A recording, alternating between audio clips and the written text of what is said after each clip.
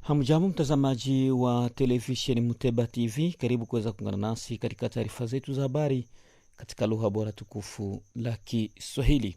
Taarifa yake Janvier Emmanuel Kaluya. Ikiwa ni mara yako ya kwanza kutembelea channel yetu, usikose kujiabone kwenye channel yetu, kulike pia kushare kwa wengine tunapotoa habari zetu kila leo, wa kwanza kabisa kuweza kuzipata. Vitu vyetu vinapatikana mashariki mwa Jamhuri ya Kidemokrasia ya Kongo.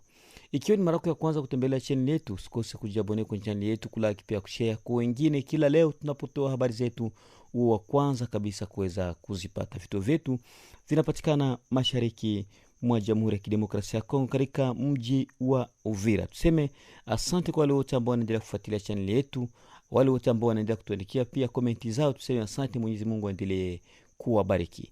Leo ni tariki 26, tukaribishe moja kwa moja katika habari zetu za siku ya leo. Katika habari zetu za siku ya leo tutazungumzia kabisa kuhusu gwarida kubwa la mapolisi katika mji wa Uvira baada tu ya kamishini mkubwa wa polisi kutoka pale mjini Kinshasa ataja kuwa lazima kabisa polisi mjini Uvira ianze sasa kuanza kufanya kazi zake kama ilivyo kawaida, na ambapo aliweza kuzungumzia kuwa ni lazima waweze kupewa gari za kazi ambazo zimetoka Kinshasa, na pia ni lazima wapate mshahara wao kama ilivyo kawaida. Na kwa sasa wale wote ambao hawana nguo za kijeshi, polisi zote mjini upata nguo ama waweze kupata vazi za kijeshi za polisi ili kufanya kazi kama ilivyo kawaida. Utakwenda kusikiliza kile ambacho alichokizungumza kama kamishini wa polisi katika jimbo la Sud Kivu. Tutakwenda kuzungumzia kabisa kuhusu taharuki ambayo imekuja kabisa ya kushimamisha msemaji wa unité spéciale ya Wazalendo ambaye ni James Fiekadui baada tu ya kutoa audio. Huyu kabisa akwenda kushimamishwa naye Kanali Ngoma Nzito na kuweza kuwekwa kando bwana James Fiekadui kwamba kila alichokizungumza kilikwenda kabisa kinyume na sheria. Na tutazungumzia kuhusu taharuki ambayo inapatikana kwenye chama cha UDPS baada tu ya kutangaza kuwa Mete Tuye Kahindo amekuwa kabisa ni mmoja kati ya viongozi wa miliki ya chama cha UDPS katika mji wa Uvira na pale tarafani Fizi. Kwa sasa kuna kwa taharuki ambayo imeonekana kati ya wadau pia wale wanamemba wa chama cha UDPS. Na tutazungumzia huko maeneo ya Masisi, Wazalendo warejesha udhibiti wa maeneo kadhaa yaliyokuwa chini ya RDF pamoja na M23, na kwa sasa kabisa habari ambazo zinaeleza kuwa wanakuwa na njia kabisa ya kujitahidi kuelekea huko katika maeneo ya Rubaya. Haya na mengine kabisa ni kukaribishe kuweza kuungana nasi katika habari zetu za siku ya leo. Tuanze moja kwa moja na habari zetu za kamishini wa polisi katika jimbo la Sud Kivu, Madebe Flori, ambaye tayari amewasili mjini Uvira na kutoa hotuba kwa mapolisi wote, ambapo kulikuwa na gwarida kubwa ambalo alilolifanya baada tu ya wale ambao waliokuwa wamesalia pale maeneo ya Kalemi na pale Baraka ambao tayari wamewasili katika mji wa Uvira. Tusikilize namna gani alivyohutubia zaidi ya maelfu ya mapolisi katika mji wa Uvira, akiwapa morali na kuwajuza kile ambacho kitakachofanyika sasa baada tu ya kurejesha sura ya polisi katika mji wa Uvira. Gardez vous le centre côté arme au pied. Rep. Vote la bino basso.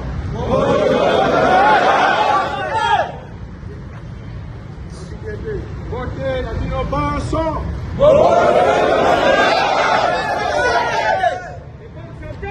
Ok, merci.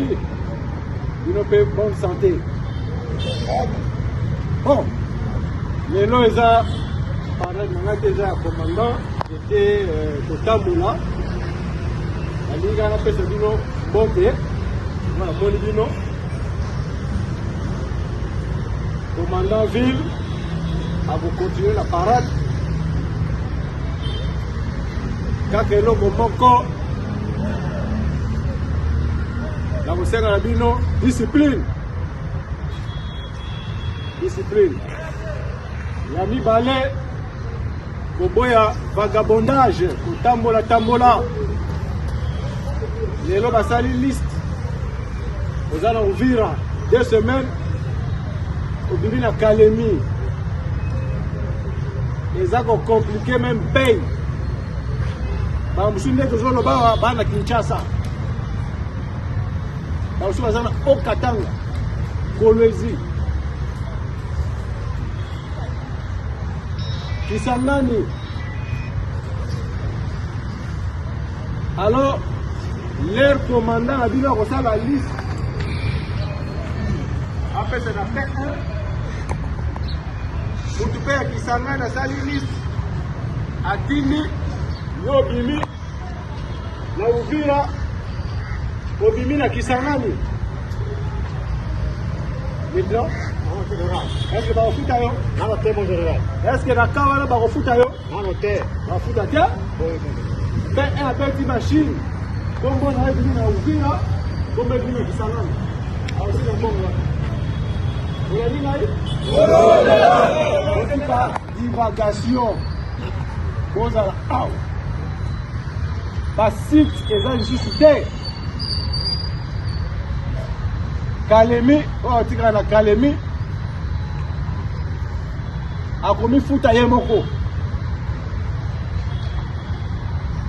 site ya Kalemi eza te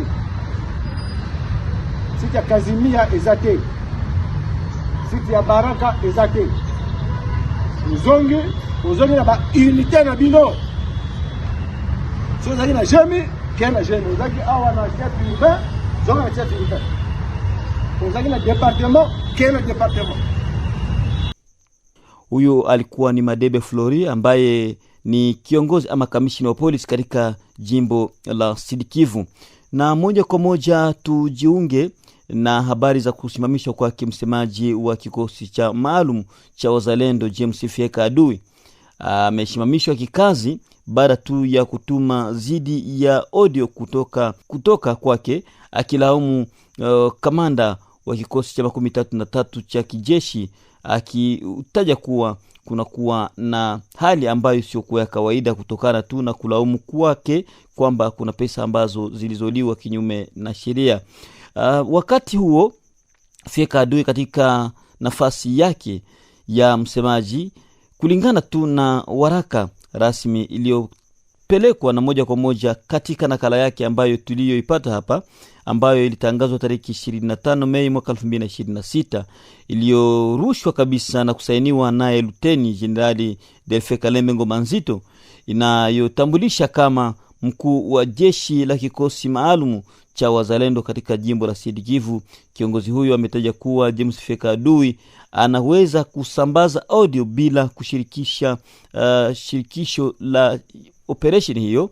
Kwa sasa ameshimamishwa na kuwekwa kando mpaka pale maamuzi itakapotolewa. Hii ni moja kati ya masuala ambayo imeibua katika mji wa Uvira na maeneo mengi baada tu ya kuonekana kuwa kuna nafasi moja pekee ambayo aliyoitangaza, na huku akitoa maneno matamshi makali wakati wazalendo wanaendelea kujitahidi kwenye mstari wa mbele kuungana pia kushirikiana na jeshi la Jamhuri ya Kidemokrasia ya Kongo, wakati yeye ameanza kutoa maneno kama ya ubaguzi. Hivyo aliweza kushimamishwa na kutaja kuwa atarejea madarakani wakati kutakuwa na mazungumzo kadhaa ambayo yatakayochukuliwa kati ya viongozi ambao wanaopatikana mashariki mwa Jamhuri ya Kidemokrasia ya Kongo wakiwa waongozi wa wazalendo.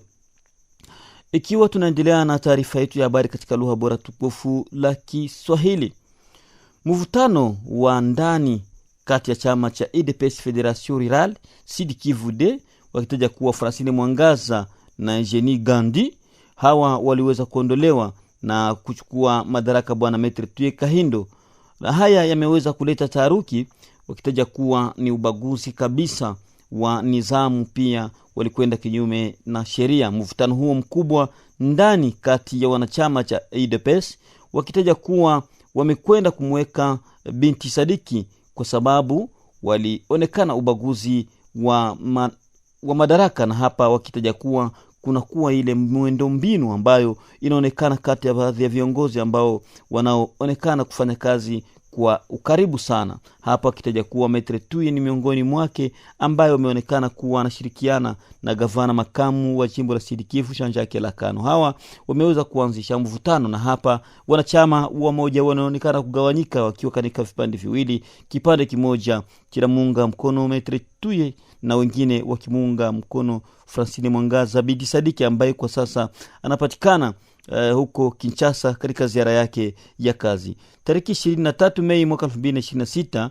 mjini Uvira, Maitre Tuye Kahindo François, makamu wa kwanza wa rais wa shirikisho la UDPS Fizi Uvira, na ambaye amechukua nafasi kabisa kwa kipekee, alikwenda kutaja kuwa ni wakati kabisa wa chama cha UDPS kufanya kazi vizuri, kwa sababu ni miongoni mwa vyama vizuri ambavyo vinaendelea kufanya vizuri mashariki mwa Jamhuri ya Kidemokrasia ya Kongo, na wawezi wakaishi kwa ubaguzi au kwa kufanya kazi bila kuaminiana. Kwa hiyo ameomba wanamemba wote wa UDPS kushirikiana kwa pamoja ili kufikia malengo ya chama cha UDPS. Ikiwa ni mara ya kwanza kutembelea channel yetu, usikose kujabone kwa channel yetu, kuraki pia kushare kwa wengine tunapotoa habari zetu kila leo, uwe wa kwanza kabisa kuweza kuzipata. Na kwa kumaliza habari zetu, tumalize na habari za huko Masisi. Wazalendo warejesha udhibiti wa maeneo kadhaa yaliyoko chini ya M23 RDF na kuelekea mji wa Migodi ya huko Rubaya. Mapigano makali yameweza kutanisha wapiganaji wa Wazalendo na waasi wa M23 RDF kuanzia tariki 23 hadi tariki 24 Mei katika vijiji kadhaa vya wilaya ya Masisi mkoani Nord Kivu. Kwa mjibu wa vyanzo vya ndani pamoja na vyanzo vya kiusalama vinavyofanana na taarifa za Wazalendo, zataja kuwa wamefanikiwa kurejesha udhibiti wa maeneo ya Tete, Shoa na huko Burora yaliyopo katika vikosi vya Bauba na Nyamaboko katika sekta ya Oso Banyungu, baada tu ya saa kadhaa ya mapigano makali. Waasi wa M23 wanaandaiwa kuungwa mkono na jeshi la Rwanda RDF wamelazimika kuondoka katika baadhi ya maeneo yao ya mbele. Hali ya taharuki imeonekana kwa sasa katika mji wa Migodi ya huko maeneo ya Rubaya eneo lenye umuhimu mkubwa wa kiuchumi katika wilaya ya Masisi. Tangu tariki 17 Mei mapigano yanaongezeka katika maeneo ya Katoni na kundi la Mfwiki Kipambi, ambapo wapiganaji wa Wazalendo wanaendelea kushambulia nafasi za M23 katika eneo la Walikale. Pia waasi hao waliondoka katika vijiji viwili ambavyo sasa vinalindwa na wapiganaji wa Wazalendo. Na ni hapa ndipo tunafika mwisho kabisa wa taarifa yetu ya habari katika lugha bora tukufu la Kiswahili. Taarifa imeandaliwa kwenu naye Janvier Emmanuel Kaluya. Ikiwa ni mara yako ya kwanza kutembelea channel yetu, usikose kujiabone kwenye channel yetu, kulaki pia kushare kwa wengine tunapotoa habari zetu kila leo, uwe wa kwanza kabisa kuweza kuzipata. Vitu vyetu vinapatikana mashariki mwa Jamhuri ya Kidemokrasia ya Kongo. La ziada sina, ni kutakia asubuhi njema na mchana mwema usiokuwa na bugza. Kwerini.